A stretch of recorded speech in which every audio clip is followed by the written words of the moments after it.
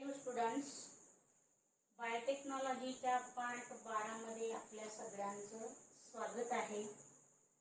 यापूर्वीच्या भागामध्ये 11व्या भागामध्ये आपण ट्रान्सजेनिक ॲनिमल्स बद्दल माहिती बघत होतो.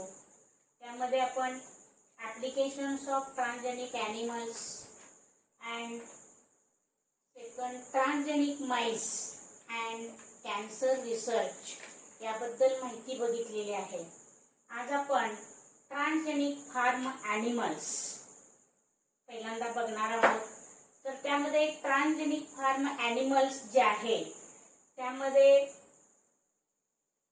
हे जे ट्रान्सजेनिक फार्म ॲनिमल्स आहेत ते are produced by modern biotechnology by researchers and these transgenic farm animals are more beneficial for the mankind, or the mankind derive more benefits from these farm animals, these transgenic farm animals. These farm animals are improved for their milk products and their meat production. The transgenic farm animals are mostly improved for कशासाठी improve केलेले आहेत बघा. एक meat production,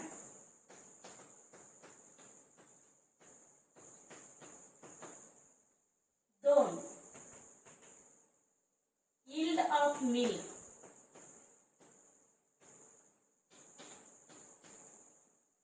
दुधाचं सुद्धा उत्पादन, त्याचबरोबर quantity and quality of milk, quantity and quality of milk. आणि तिसरं ऑब्जेक्टिव्ह आहे disease free status. Disease free status बघा.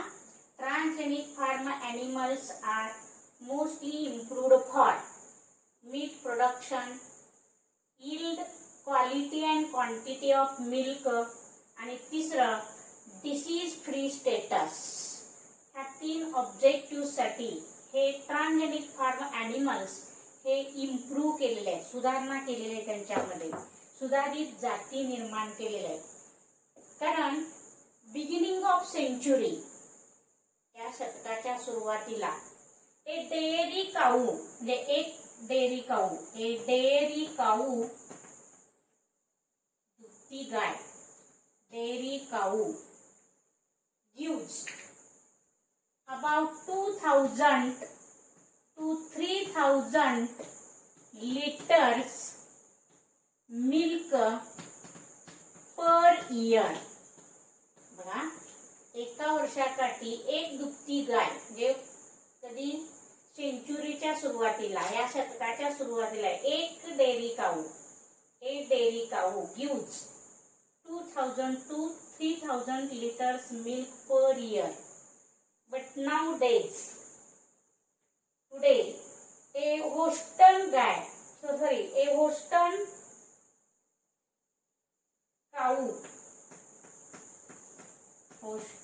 cow today,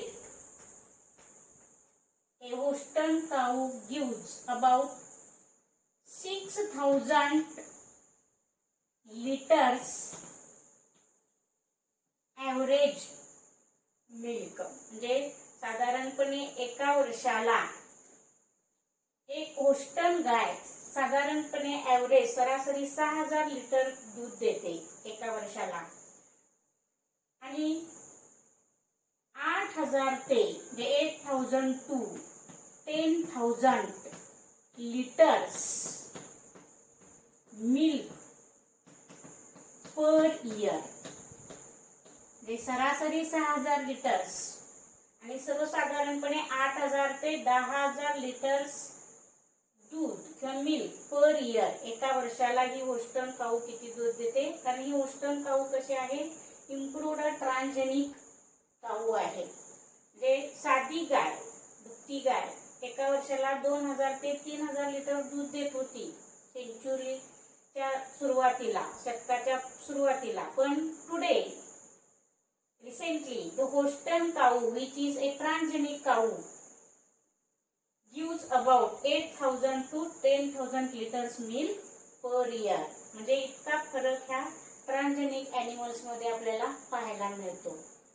A century ago, शतकापूर्वी, one hen, एक कोंबडी, one hen laid 70 eggs per year.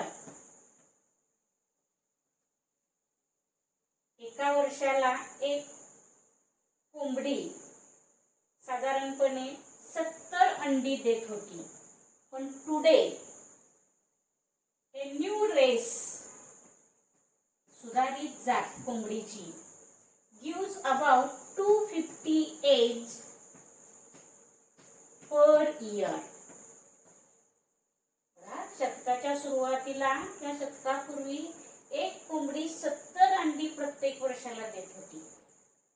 तर सुधारित जात, रेस म्हणजे या ठिकाणी जात, सुधारित कोंबडीची जात सध्या 250 अंडी एका वर्षाला देते. म्हणजे सुधारित जातीमध्ये इतकी इम्प्रूव्हमेंट झालेली आपल्याला पाहायला मिळते. तिथं सुद्धा गाय बघा, साधी गाय 2000 ते 3000 लिटर्स देत होती. पण होस्टन गाय जी ट्रान्सजेनिक काऊ आहे ती किती देते? 8000 ते 10000 लिटर्स प्रत्येक वर्षाला. तसंच कोंबडीमध्ये पण फरक पाहायला मिळतो. बिफोर सेंचुरी वन हेन laid 70 eggs per year. New race of hen laid 250 eggs per year. This is about the transgenic farm animals. So what are the objectives of these farm animals? Transgenic farm animals. ह्या transgenic farm animals चे objectives काय आहेत बघा. Objectives of transgenic animals. Transgenic farm animals.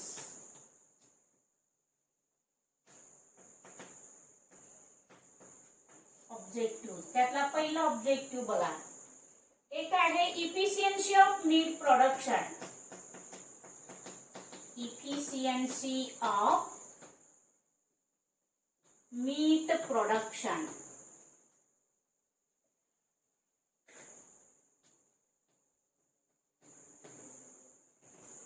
दुसरा objective बघा, improved quality.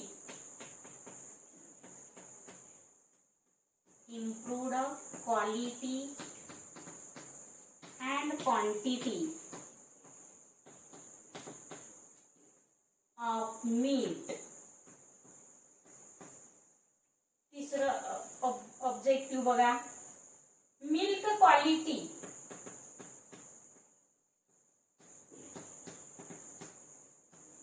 and quantity. चौथा है improved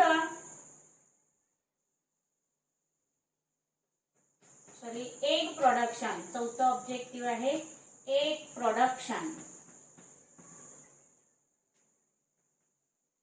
पाचवा ऑब्जेक्शन बघा, ऑब्जेक्टिव्ह बघा, wool quality and quantity. Wool quality and quantity. आणि सहावा आहे disease resistance in animal. Disease resistance in animals. आणि सातवा आहे production of low cost. Production of low cost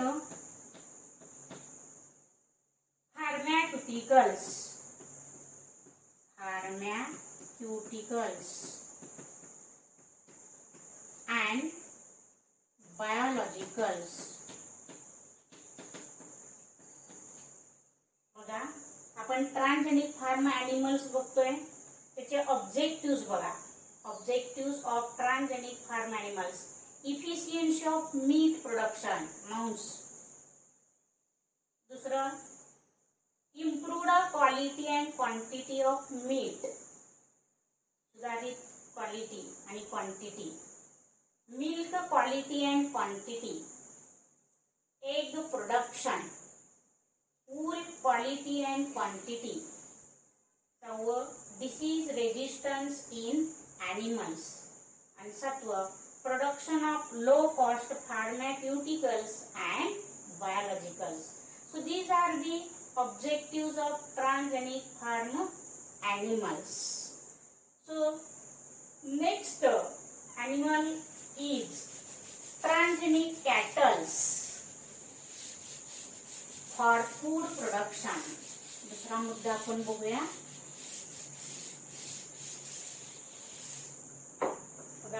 एक आपण मुद्दा बघितला ट्रान्सजेनिक फार्म ॲनिमल्स आणि त्याचे ऑब्जेक्टिव्ह. पुढचा आपण बघणार आहे transgenic cattle for food production. Transgenic cattles for food production.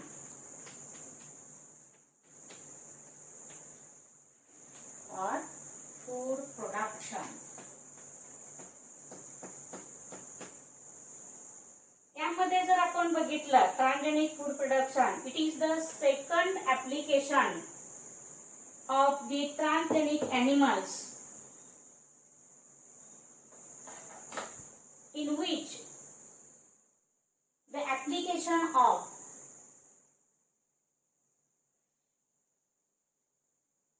the additional copies of beta casein, the application of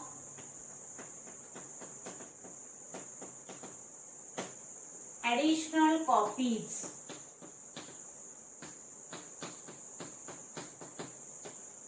of beta casein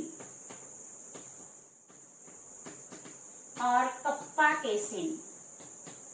कप्पा केसिन, केसिन हे बीटा केसिन आणि कप्पा केसिन.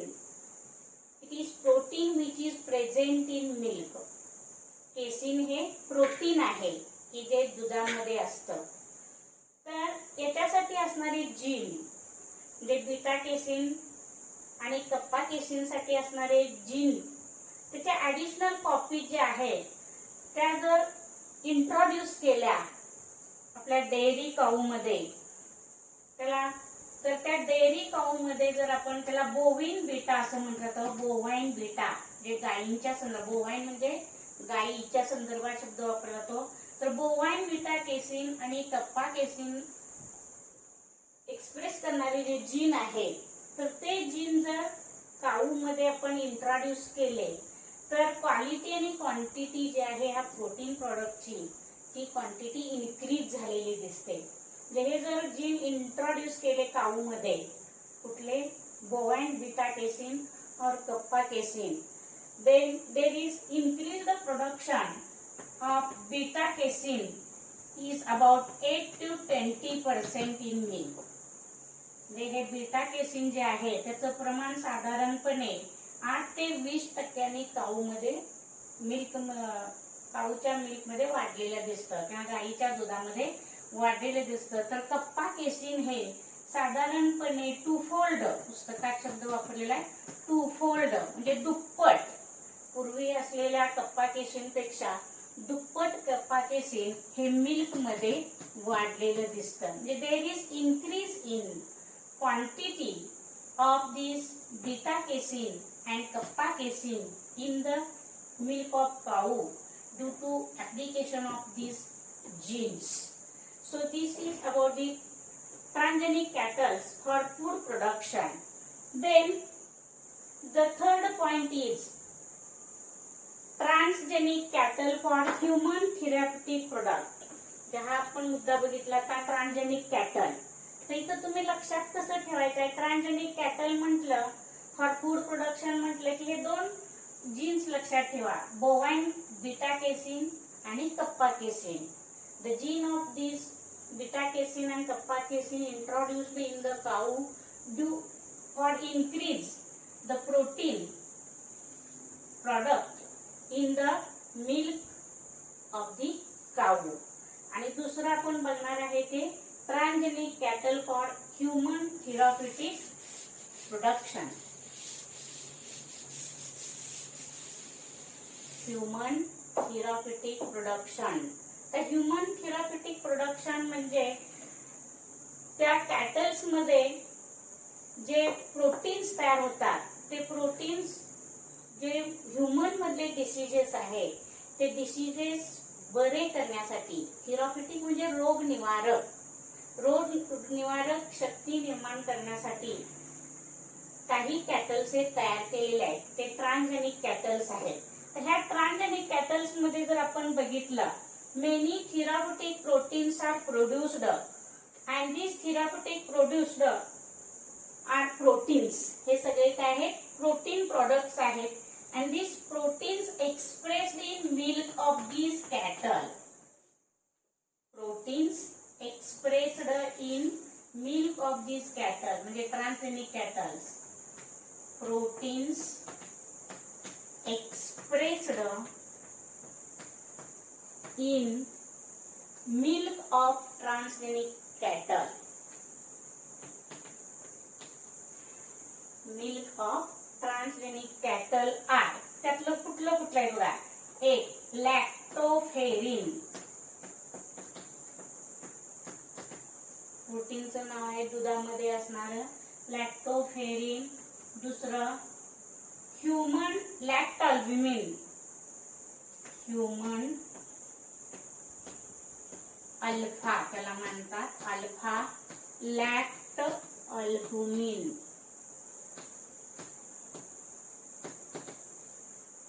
तिसरा आहे ह्युमन सीरम अल्ब्युमिन.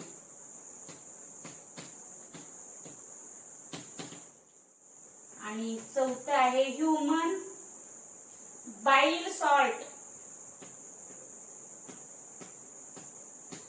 बाईल सॉल्ट इनहिबिटिंग किंवा stimulated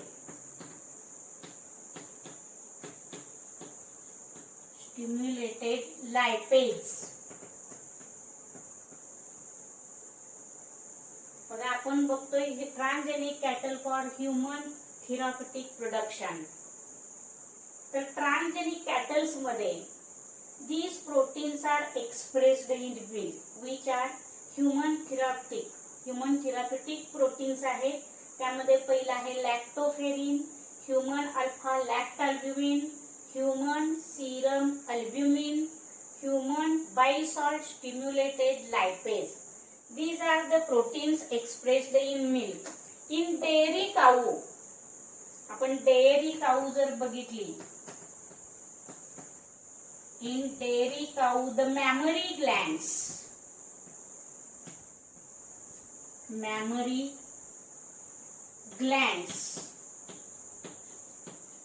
are excellent factories for protein production. म्हणजे गाईपासून आपल्याला एक्सलंट प्रोटीन्स मिळतात आणि this mammary glands are acts as a protein factory, excellent protein factory. And this transgenic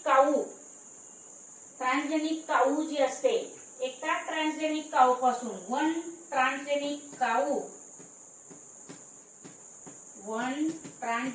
cow produces, एका बघा transgenic cow पासून it produces the factor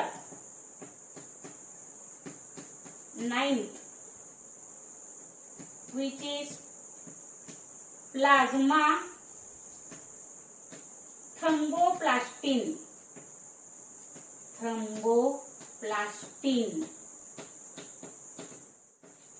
blood coagulating factor आहे factor 9. Plasma thromboplastin compound त्याला म्हणतात, जे haemophilia मध्ये वापरलं जातं. Haemophilia, it is used in haemophilia. And one transgenic cow produces more than sufficient, गरजेपेक्षा जास्त, एका वर्षासाठी सगळ्या जगाला पुरेल एवढं फॅक्टर 9 ब्लड क्लॉटिंग फॅक्टर आहे. प्लाझ्मा थ्रोम्बोप्लास्टिन त्याला म्हटलं जातं. It is used in haemophilia. Blood क्लॉटिंगचा जो इनहेरिटेड डिसीज आहे तो हिमोफिलिया, त्याच्यासाठी एका वर्षात संपूर्ण जगाला पुरेल एवढं हे फॅक्टर 9 तयार केलं होतं. कुठं? एका ट्रान्सजेनिक काऊ पासून. म्हणजे transgenic cow produces human थेरॅप्युटिक production. आपण जे बघतोय ते ह्यात आपल्याला बघायला मिळतं. बघा पुन्हा एकदा, the proteins which are expressed in cow milk, दुधामध्ये लॅक्टोफेरिन आहे, ह्युमन अल्फा लॅक्टोअल्ब्युमिन आहे, ह्युमन सीरम अल्ब्युमिन आहे, ह्युमन बाईल सॉल्ट स्टिम्युलेटेड लायपेज आहे. हे आहेतच. हे ह्युमन थेरॅप्युटिक प्रॉडक्ट्स आहेत, माणसाला रोग बरे करण्यासाठी वापरण्यात येणारे. तर एक ट्रान्सजेनिक काऊ जी आहे ती फॅक्टर 9 इतका तयार करते एका वर्षामध्ये की सगळ्या जगाला पुरेल इतकं तयार करत असते. ते कशासाठी वापरलं जातं? Factor 9. It is used in haemophilia. बघा हा आपण तिसरा मुद्दा बघितला.